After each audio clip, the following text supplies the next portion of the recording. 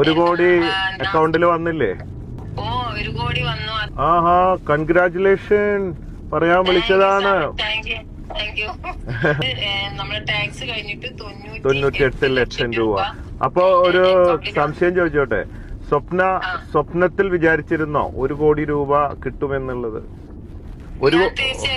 അല്ല 1 കോടി അല്ലല്ലോ അല്ലെ? മുമ്പ് വേറെ സംഖ്യകളൊക്കെ കിട്ടിയിട്ടില്ലേ? കഴിഞ്ഞ 1 വർഷം മുന്നേ 50 ലക്ഷം രൂപ ബോച്ചേന്റെ അടുത്ത് നിന്ന് എനിക്കത് വാങ്ങിക്കാൻ പറ്റിയിട്ടുണ്ട്.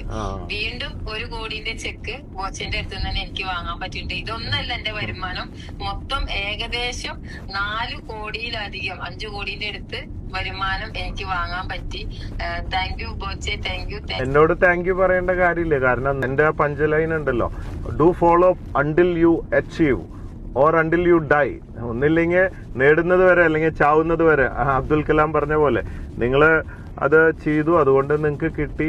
എനിക്ക് ഇതേപോലെ ഡെയിലി 30,000 ഒരു രണ്ട് വർഷത്തിലധികം ഡെയിലി 30,000 വന്നിട്ടുണ്ട്. ഇതൊക്കെ ഫിജിക്കാർന്ന് ഒരു ബിസിനസ്സിലേക്ക് വന്നിട്ടുള്ള ഒരു നേട്ടമാണ്. അധികം പറയണ്ട, അടുത്തുള്ളവരൊക്കെ കട വാങ്ങാൻ വരും. ഇതുവരെ ഇല്ലാത്ത ബന്ധുക്കളൊക്കെ അന്വേഷിച്ച് വരും. ഇതുവരെ ഇല്ലാത്ത ബന്ധങ്ങളൊക്കെ സ്ഥാപിക്കാൻ ആൾക്കാർ വരും, ലോട്ടറി അടിക്കണ പോലെ.